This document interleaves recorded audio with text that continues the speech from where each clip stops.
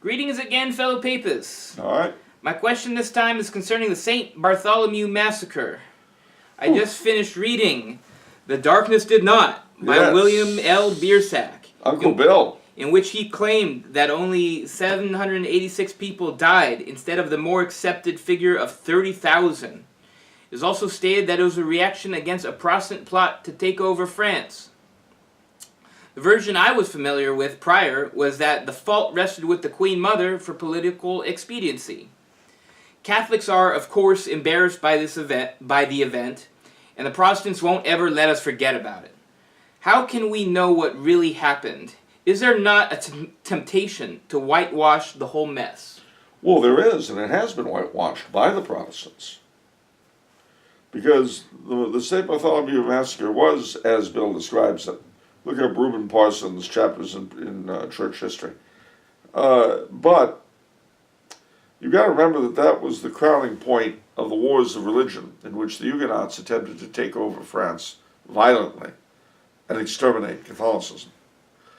They killed thousands of people, destroyed churches, burned relics.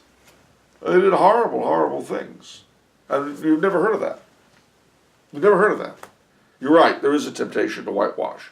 And it's one we've succumbed to. And the version you know is proof of that succumbing to that temptation.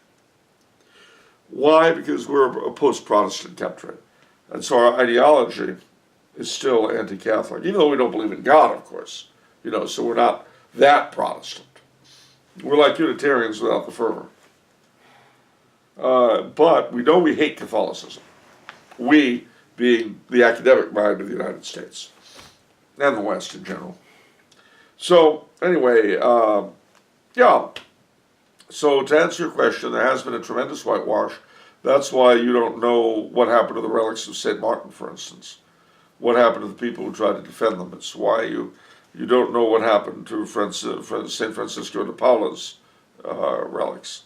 It's why you don't know about the terrible amount of reconstruction that King Henry IV, who had been the leader of the Protestant party and converted to become king, you don't know how much reconstruction France had to go through.